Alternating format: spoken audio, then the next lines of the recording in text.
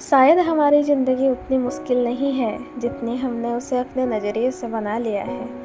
आज ज़रा रुक कर सोचिए, अगर परिस्थितियाँ वही रहें लेकिन उन्हें देखने का आपका नज़रिया बदल जाए, तो क्या आपकी पूरी ज़िंदगी बदल सकती है?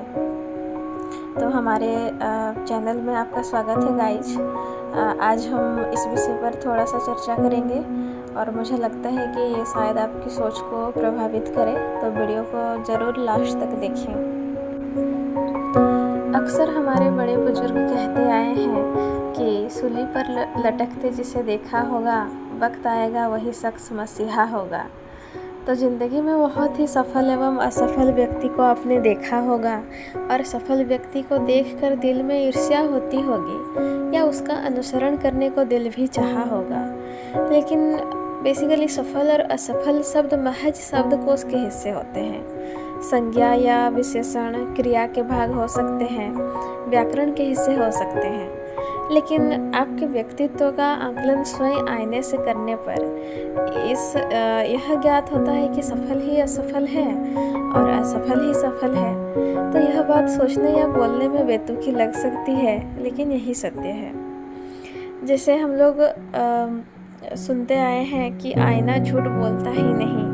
यह बात महज मैं यूं ही नहीं कह रही हूँ, बल्कि तथ्यात्मक आंकड़ों के दृष्टिकोण से भी सही है, क्योंकि एक सफल आदमी असफल आदमी के कंपैरिजन में 20 गुना ज़्यादा गलती करता है। बावजूद इसके वह रास्ते से भटकता नहीं, बल्कि रास्ते में अडिग रहता है और पिछली गलती का अनुभव उसे सिखाता है।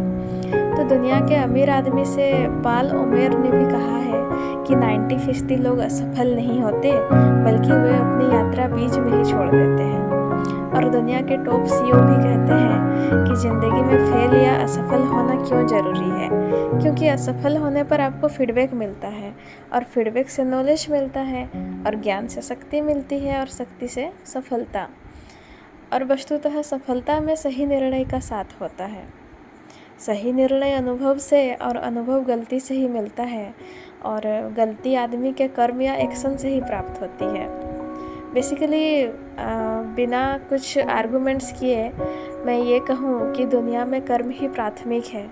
इसीलिए तो गीता में कर्म को ही प्राथमिकता दी है, ना कि परिणाम को, क्योंकि परिणाम आपके हाथ में नहीं है, लेकिन कर्म करना तो आपके हाथ में है और इसे ही निष्काम कर्म कहा जाता है।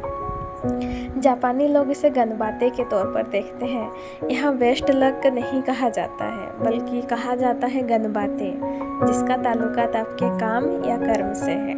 यदि इसे अच्छा कर लिए तो परिणाम वैसे ही अच्छा आएगा, क्योंकि इसमें कहा जाता है हमारे पास जो भी हो हम उसका बेहतर उपयोग करें, हमारे सामने आने वाली कठिनाइयों को हल करने का उपाय करें और इस तथ्य से परिचित हों कि भले ही हम हर बार सफल न हो पाएं, परंतु हम जानते हैं कि हमने अपनी ओर से कोई कमी नहीं रखी है, अपितु भरसक प्रयास किया है, चाहे परिणाम कुछ भी हो। और बेसिकली देखा जाए तो घटना या फिर एक्शन पर हमारा बस नहीं होता, लेकिन उस घटना के प्रति हमारा प्रतिक्रिया या अनुक्रिया ही घटना को अच्छा या बुरा बनाता है। इसीलिए बौद्ध धर्म में भी कहा जाता है पेन, जिसको हम लोग कष्ट कहते हैं, उसको टाला नहीं जा सकता, लेकिन सफरिंग को टाला जा सकता है, जो आपके अनुक्रिया का ही भाग है। और दक्षिण अफ्रीका के हीरो जो राष्ट्रपति जननेता नेल्सन मंडेला 27 वर्ष तक जेल में रहे, उनके अनुभव इस जेल यात्रा के बारे में पूछा कि उनका जेल की सफरिंग यात्रा कैसी रही।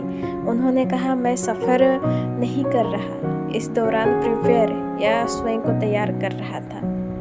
तो हम सभी जानते हैं बाद में वे दक्षिण अफ्रीका के राष्ट्रपति बने।